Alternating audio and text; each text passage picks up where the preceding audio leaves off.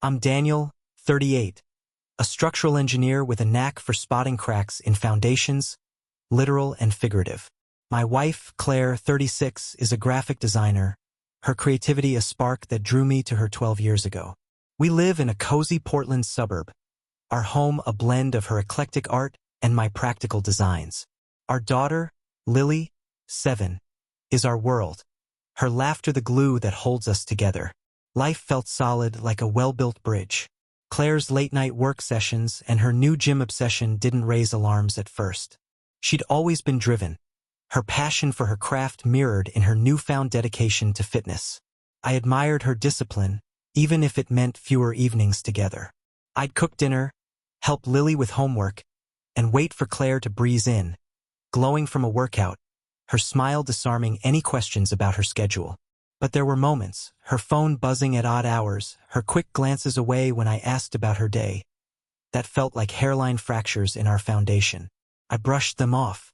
Trust was our bedrock, wasn't it? One night, as I tucked Lily in, she asked why Mommy was always gone. I didn't have an answer. That question lingered, a pebble in my shoe. The next morning, Claire left her laptop open, a rare slip. An email notification popped up from someone named Jay. No last name, just a casual, "Can't wait for Thursday." My gut twisted, but I didn't snoop. Not yet. I told myself it was nothing, a client, a friend. But the pebble became a stone. Claire's Thursday plans were vague. "A work thing," she said, kissing me goodbye. Her perfume, sharp and new, clung to the air. I nodded, but the stone in my gut grew heavier. That evening, I took Lily to her soccer practice, my mind replaying Claire's recent distance. She'd stopped sharing details about her day, her laughter less frequent. I'd catch her staring into space, her fingers tapping nervously. After practice, I drove home, but something pulled me toward the gym Claire swore by. It was a sleek, upscale place downtown, not our usual neighborhood spot. I parked across the street, feeling like a cliché. Claire's car was there. I waited, telling myself I was overreacting. Then I saw her, stepping out with a man. Tall, broad-shouldered, his hand grazing her lower back as they laughed. My heart thudded. This was Jay. I knew it. They didn't kiss, didn't embrace, but their ease, their shared energy, screamed intimacy. I gripped the steering wheel, my knuckles white. Claire glanced around, her eyes skimming past my car, and they walked to a nearby cafe. I didn't follow. I drove home, Lily's chatter a distant hum. That night, Claire came home late, her excuse a client dinner. I nodded, but the fracture widened. I started noticing patterns, her phone always face down, her sudden need for space. I wasn't ready to confront her, but I began watching, cataloging every inconsistency, every lie. Days bled into weeks, and I became a detective in my own marriage. Claire's gym visits multiplied, her excuses flimsier. She'd shower the moment she got home, as if washing away evidence. I hated myself for doubting her, but the man from the gym haunted me. I dug deeper.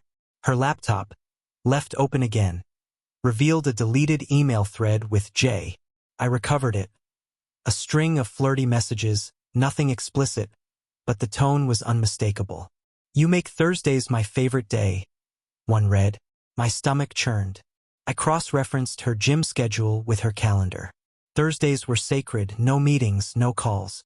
I installed a tracking app on her phone, justifying it as a one-time check.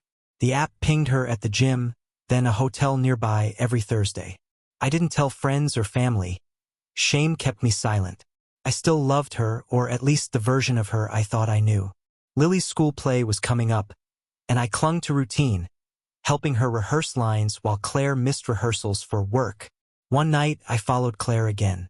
Same gym, same man, Jared, I learned, after overhearing a barista call his name. They drove to the hotel, her hand on his arm as they entered. I sat in my car, rage and grief colliding. I didn't confront them. Instead, I planned.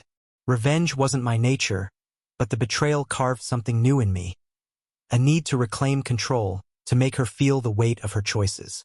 I couldn't unsee Claire and Jared, their casual intimacy a blade in my chest. Confronting her would be too easy. She'd deny, deflect, or worse, leave. I wanted her to face consequences, to feel the ground shift beneath her as mine had. My engineering mind kicked in, methodical, precise. I'd dismantle her world, piece by piece, without her suspecting my hand. First, I gathered more evidence. I hired a private investigator, a discreet woman named Marta, who confirmed Jared was Jared Kessler, 40, a personal trainer at the gym. Married, no kids, his wife a nurse with long shifts. Marta's photos showed Claire and Jared at the hotel, their hands entwined, her smile brighter than I'd seen in months. I kept the photos locked in a safe, fuel for my resolve. Next, I studied Claire's routines, her vulnerabilities. Her career was her pride, her design firm, built from scratch, was her identity. I began subtly undermining it. Using an anonymous email, I sent her biggest client a tip about inconsistent deliverables, attaching doctored screenshots of Claire's work. The client didn't drop her, but they scaled back, her stress palpable. At home, I played the doting husband, cooking her favorite meals, asking about her day. She barely noticed, too consumed by her secret life. Lily's play came and went. Claire missed it, citing a deadline. I filmed Lily's performance, my heart breaking as she scanned the audience for her mom. My revenge grew colder, sharper, a structure taking form in my mind. My plan needed precision, like a bridge designed to withstand collapse. Claire's world revolved around her career and Jared, so I targeted both. I started with Jared's wife, Emily. Using a burner phone, I sent her an anonymous text with a single photo from Marta, Jared and Claire entering the hotel, timestamped. I included a message, "Your husband's Thursday routine." I didn't know if Emily would act, but the seed was planted. At home, I kept up appearances, even suggesting a date night. Claire agreed, distracted, her eyes on her phone. The date was stiff, her laughter forced. I felt like a stranger sitting across from her. Meanwhile, I escalated my sabotage of her career. I created a fake social media account, posing as a disgruntled former client, and posted vague but damning reviews about her firm. Her colleagues began whispering. I overheard her on a call, flustered, defending her reputation. The cracks were spreading. Then Emily struck. Marta reported that Emily had confronted Jared, kicking him out. Claire came home that night, pale, claiming a work crisis. I nodded, hiding my satisfaction. Jared's absence would rattle her, make her sloppy. I deepened my efforts, contacting her firm's IT department anonymously, alleging Claire had mishandled sensitive client data. An internal audit was launched, her stress mounting. Lily noticed, asking why mommy was sad. I hugged her, promising everything would be okay. But my plan was only beginning. Claire's betrayal demanded a reckoning, and I was building toward a collapse she'd never see coming. Claire's unraveling was subtle at first, like a slow leak in a dam. She was jumpy, her phone no longer left unattended. Jared's absence from her Thursdays left her restless, her excuses thinner. She claimed a project was falling apart, but I knew the truth. Emily's confrontation had shaken her world.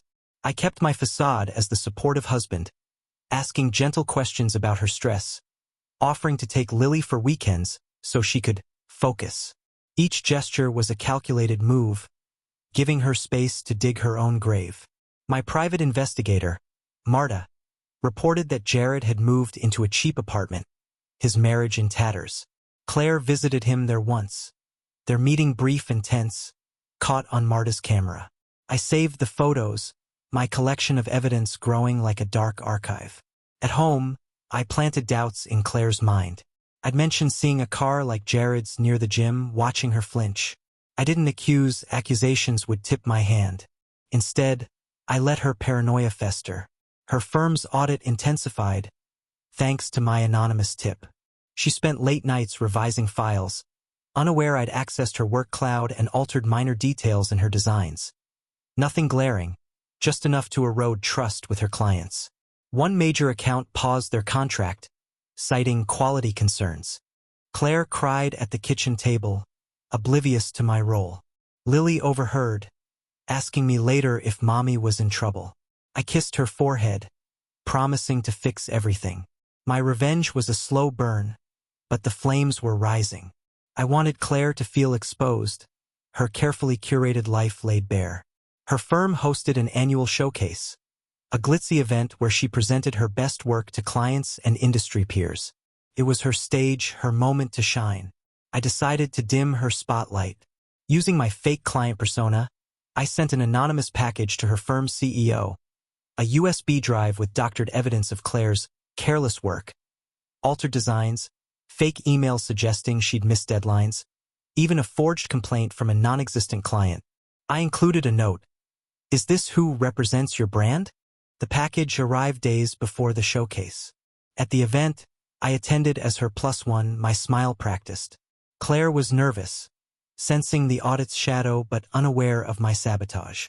Midway through, the CEO pulled her aside.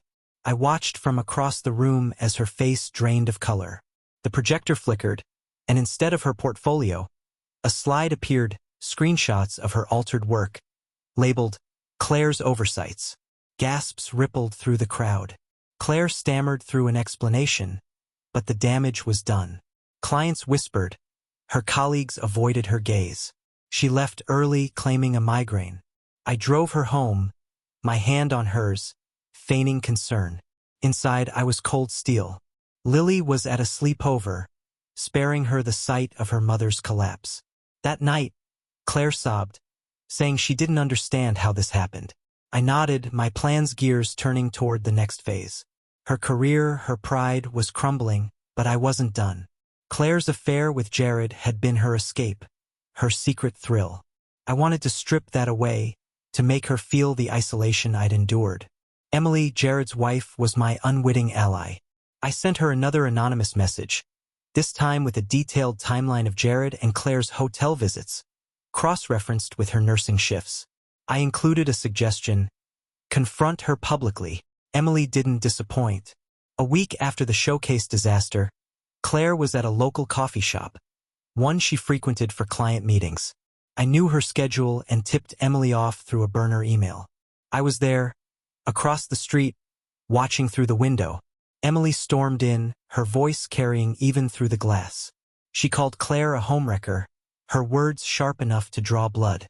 Customers stared, phones raised to record. Claire froze, her coffee cup trembling in her hand. Emily tossed a photo, Jared and Claire mid-laugh at the hotel, onto the table, then left. The shop buzzed with whispers. Claire fled, her face scarlet. I followed her home, arriving coincidentally as she collapsed on the couch.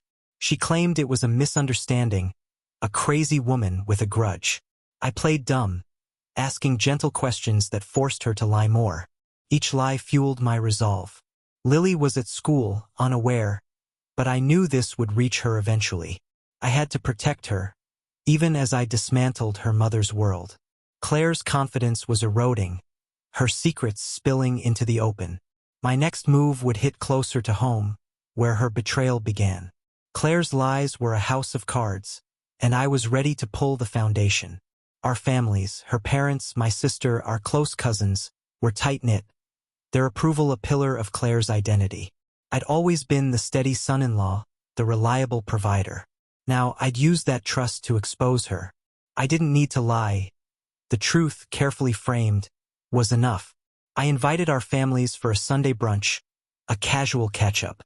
Claire was hesitant, still reeling from the coffee shop scene, but I insisted, citing Lily's need for normalcy. I prepped the house, setting out photos of happier times, a subtle reminder of what Claire was destroying. Before brunch, I met privately with Claire's mother, Diane, a woman who valued reputation above all. I showed her a single photo, Marta's shot of Claire and Jared at the hotel, framed as a painful discovery I was struggling to process. I asked for advice, playing the wounded husband. Diane's face hardened. She promised to handle it. At brunch, the tension was palpable. Claire sensed something, her smiles forced. Midway through, Diane asked to speak with her privately. I stayed with Lily and the others, my heart pounding. Their voices rose, Diane's sharp accusations leaking through the walls. Claire returned, eyes red, claiming she needed air. The family exchanged glances, their warmth toward her cooling. Lily clung to me, confused. That night, Claire confronted me, asking if I'd told her mother lies. I denied it, saying Diane must have heard rumors. Her doubt in me was a victory, her isolation growing. I was rewriting her story, turning her into the villain in her own family's eyes. Claire was a shadow of herself, her career teetering, her affair exposed, her family distant. But I wasn't finished. I wanted her to face the full weight of her choices, to lose the life she'd taken for granted. My final act required precision, a crescendo that would leave her with nothing but the truth. I focused on Jared, the man who'd helped fracture my family. He was vulnerable, his life already in disarray. Using my anonymous persona, I contacted his gym's management, alleging he'd misused client relationships, attaching blurred but suggestive photos of him with Claire.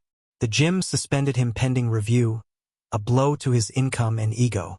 I knew Claire would try to help him, tying herself tighter to his sinking ship. I hacked into her email again, forwarding her flirty messages with Jared to her firm's HR, framed as a whistleblower's tip about unprofessional conduct.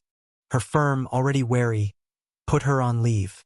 At home, I kept Lily shielded, enrolling her in after-school art classes to limit her exposure to Claire's chaos. Claire was frantic, her lies unraveling faster than she could spin them. I set the stage for the endgame, a confrontation where she'd have no escape. I invited Jared to our house, posing as Claire through a text from a burner phone, claiming she needed to talk. I told Claire I'd be working late, ensuring she'd be home alone. My plan was simple. Let them face each other, let the truth detonate, and let Claire see the wreckage of her choices. I was ready to rebuild, but first her world had to burn. The night was set, my plan a tightly wound spring ready to snap. I texted Jared from the burner phone, mimicking Claire's tone, urging him to come to our house at 8 p.m. to sort things out. Claire believed I was at a late meeting, but I was parked a block away, watching. My heart was a drumbeat, steady but loud. Jared's car pulled up, his silhouette tense as he approached the door.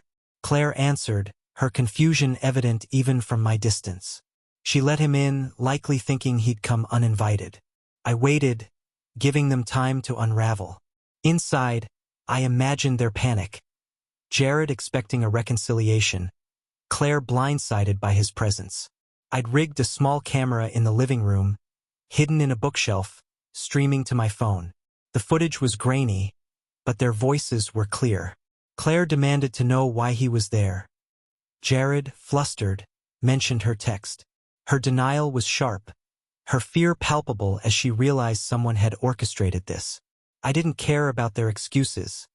Every word was another nail in her coffin. After 10 minutes, I drove home, timing my arrival to catch them mid-argument. I walked in, feigning shock. Claire's face was a mask of guilt, Jared's a mix of defiance and shame. I played the betrayed husband, my voice low but cutting.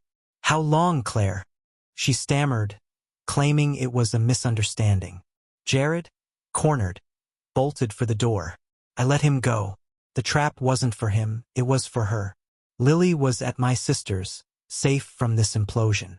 Claire begged me to listen, but I walked away, leaving her in the wreckage of her lies.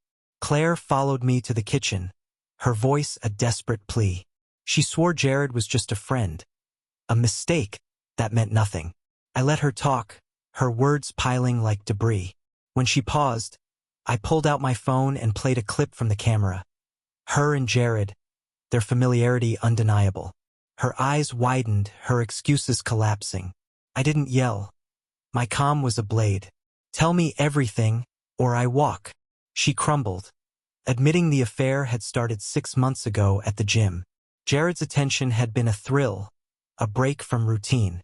She claimed it wasn't love, just a lapse, but each detail, secret meetings, stolen moments, carved deeper into me. I listened, cataloging her betrayal, my face a mask. When she finished, she reached for my hand, begging forgiveness. I pulled away, saying I needed time. In truth, my plan was far from over. Her confession was the key, unlocking the final phase. I spent that night in the guest room, replaying her words, not for pain but for strategy. Lily's absence gave me space to think. Claire's world was shrinking. Her career, her family, her lover all slipping away. But I wanted her to feel the full cost, to see the life she'd built reduced to ash. I began drafting an email to our closest friends, a measured account of her infidelity, framed as a request for advice. I didn't send it yet. Timing was everything. Claire's tears wouldn't sway me. She'd chosen this path, and I was paving it to its end. Claire's confession gave me the leverage I needed to dismantle her social world. She'd always thrived on admiration. Friends, colleagues, our community saw her as vibrant, untouchable. I stripped that away. The next morning, I sent the email to our inner circle. 5 couples we'd known for years, people who'd attended our wedding, hosted our barbecues. My message was restrained but devastating.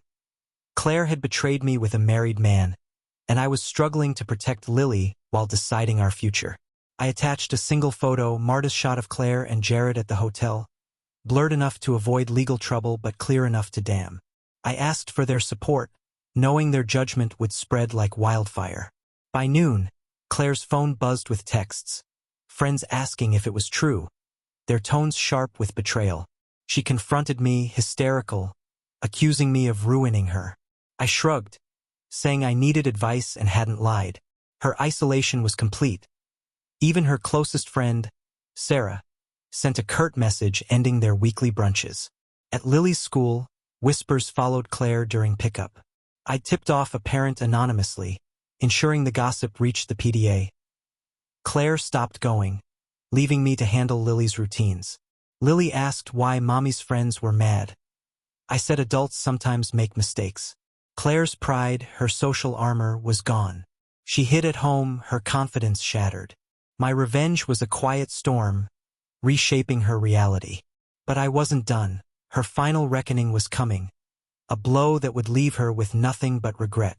Claire's affair had cost me trust, but I'd make it cost her everything else. Her design firm was her lifeline, a source of income and identity. I'd already weakened it, but now I'd deliver the killing blow. Using my access to her work cloud, I planted a more serious error, a fake contract with a non-existent client, backdated to suggest she'd mishandled funds. I sent an anonymous tip to her firm's financial officer, triggering a deeper audit. The firm, already wary, acted fast. Within days, Claire was called into a meeting and fired for gross misconduct. She came home in tears, saying they'd accused her of fraud.